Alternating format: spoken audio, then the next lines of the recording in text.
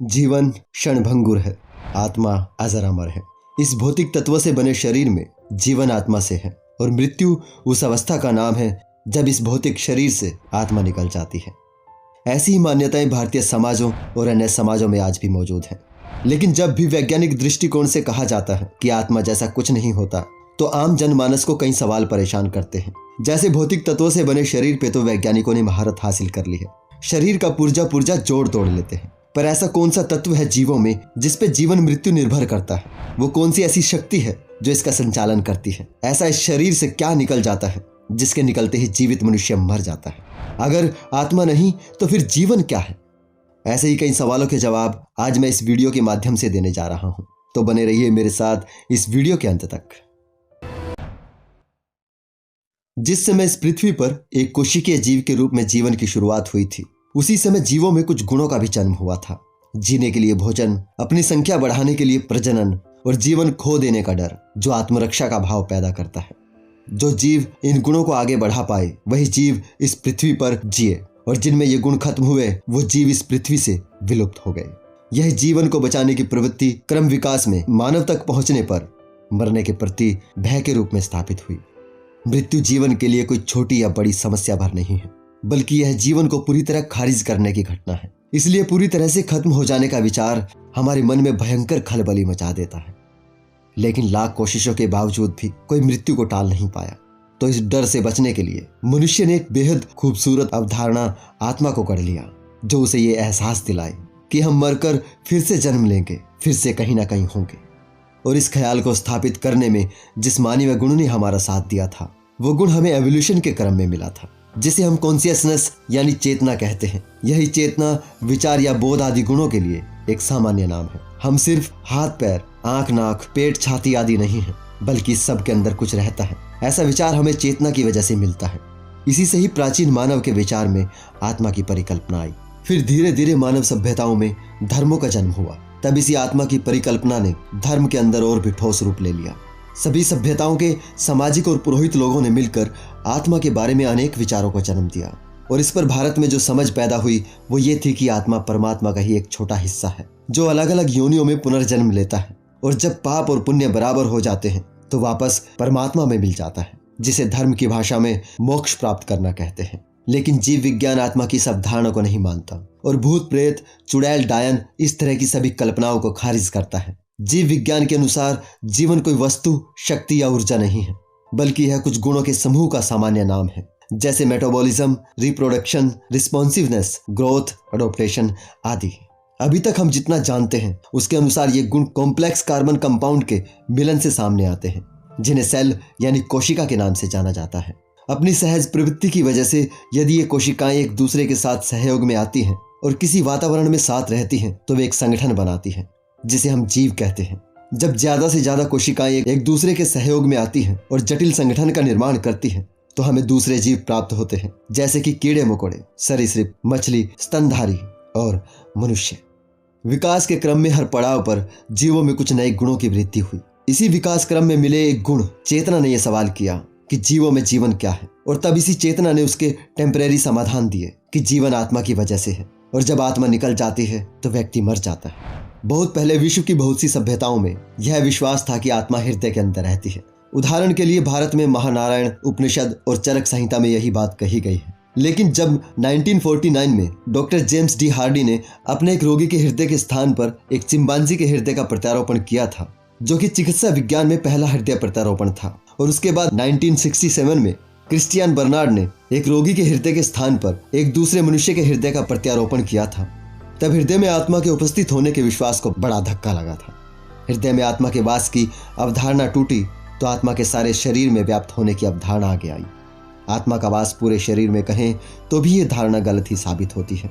मानव शरीर में लगभग 37 लाख करोड़ कोशिकाएं होती हैं। खरबों कोशिकाएं जन्मती मरती हैं। हर कोशिका में जीवन है और मानव इन्हीं कोशिकाओं का एक समूह है। अगर आत्मा कोशिकाओं में है तो मृत्यु के बाद शरीर के अंगों की कोशिकाएं अलग अलग अंतराल पर मरती हैं। इस देरी के कारण ही मृत्यु के बाद अंगदान संभव है। अगर हम अपनी आंख दान करें तो आंख की कोशिकाएं वर्षों तक जीवित रहेंगी। तब यहाँ बड़ी कंफ्यूजन खड़ी होगी, आत्मा तब किस शरीर में होगी? और इसी तरह अगर कोई कहे कि आत्मा का स्थान मस्तिष्क में है तो भी ये गलती होगा, क्योंकि मस्तिष्क के मरने के बाद बहुत से ऑर्गन जीवित रहते हैं, उनमें भी जीवन रहता है। अगर आत्मा से ही जीवन है तो मस्तिष्क के मरते ही यानी आत्मा के निकलते ही पूरे शरीर से जीवन समाप्त हो जाना चाहिए। लेकिन हमारे ऑर्गन जैसे आंखें, किडनी, हृदय दूसरे किसी शरीर में लगाए जा सकते हैं और लगाए जाने तक वो जीवित रहते हैं, तभी वो लगाए जा सकते हैं। अगर आत्मा के निकलते ही जीवन समाप्त हो जाता तो ये कैसे संभव होता? जिस समय ये अवधारणाएं गढ़ी गई तब किसी को पता नहीं था कि शरीर के हर एक अंग का प्राणांत अलग समय पर होता है। वैज्ञानिक पूरे मानव शरीर का बारीकी से निरीक्षण कर चुके हैं, उन्हें आज तक आत्मा जैसा कुछ नहीं मिला। यहां तक भी बड़ा सवाल अभी बाकी है, अगर आत्मा नहीं तो फिर मृत्यु क्या है? इतना तो हम सभी जानते हैं कि हमारे पूरे शरीर को कंट्रोल हमारा मस्तिष्क यानी हमारा ब्रेन करता है। ब्रेन के कई हिस्से अलग अलग कामों के लिए बने हैं। ब्रेन के दूसरे हिस्से शरीर की बहुत सी चीजों को संचालित करते हैं, जैसे बोलने की शक्ति, दृष्टि, सुनने की शक्ति, चलने की शक्ति, सोचने की शक्ति, बुद्धिमत्ता, मनोभाव आदि। ब्रेन का सबसे नीचे का हिस्सा जिसे ब्रेन स्टेम कहते हैं वह बहुत ही आधारभूत क्रियाएं संपादित करता है, जैसे हृदय की गति, सांस लेने की प्रक्रिया, रक्तचाप आदि। हमारे शरीर के बाकी हिस्सों से ज्यादा ऑक्सीजन की जरूरत ब्रेन को रहती है, जो ब्लड के जरिए उस तक निरंतर पहुंचती रहनी चाहिए। किसी कारण पहुंचे आघात की वजह से अगर सांस रुक जाती है तो हृदय धड़कना बंद कर देता है, रक्त प्रवाह बंद हो जाता है, ब्रेन तक ब्लड के जरिए ऑक्सीजन नहीं पहुंच पाती। तब एक एक करके प्रत्येक ऑर्गन काम करना बंद कर देते हैं। अगर किसी को ब्रेन स्ट्रोक होता है 2 से 3 मिनट के अंदर ही ब्रेन की वो कोशिकाएं मर जाएंगी जहां रक्त प्रवाह रुक गया था। अगर किसी को अल्जाइमर रोग हो जाए तो उसके ब्रेन की कोशिकाएं एक एक कर मरने लगेगी और पूरा ब्रेन धीरे धीरे मर जाएगा। तब सिर्फ ब्रेन स्टेम जीवित रहेगा, लेकिन फिर भी वो व्यक्ति जीवित होगा, लेकिन सिर्फ एक वनस्पति की तरह। सांस का रुकना या हृदय की गति का रुकना मृत्यु का कारण तो बन सकते हैं, लेकिन मृत्यु नहीं। इस अवस्था से बाहर निकला जा सकता है, लेकिन अगर ब्रेन स्टेम काम करना बंद कर दे तो फिर उसे वापस स्टार्ट नहीं कर सकते। मेडिकल साइंस में मनुष्य की मृत्यु उसके ब्रेन स्टेम की मृत्यु है। अगर ब्रेन स्टेम मर जाता है तो फिर भी दूसरे ऑर्गन्स को मशीनों की सहायता से कुछ दिन तक जीवित रखा भी जाए तो भी मनुष्य मृत ही है। ज्यादा से ज्यादा हम जीवित ऑर्गन का दान किसी और जीवित जरूरतमंद व्यक्ति को कर सकते हैं। यहाँ पर यह बात ध्यान देने वाली है कि हमें आत्मा का बोध ब्रेन स्टेम की वजह से नहीं है। अल्जाइमर रोग के आखिरी पड़ाव में ब्रेन स्टेम को छोड़कर सभी ब्रेन कोशिकाएं मर जाती हैं।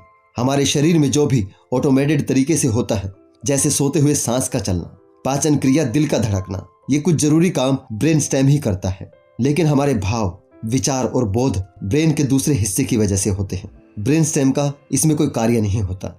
हमें जो आत्मा का बोध यानी मैं की भावना है, सेरिब्रम और सेरिबेलम ब्रेन की वजह से है, न कि ब्रेन स्टेम की वजह से।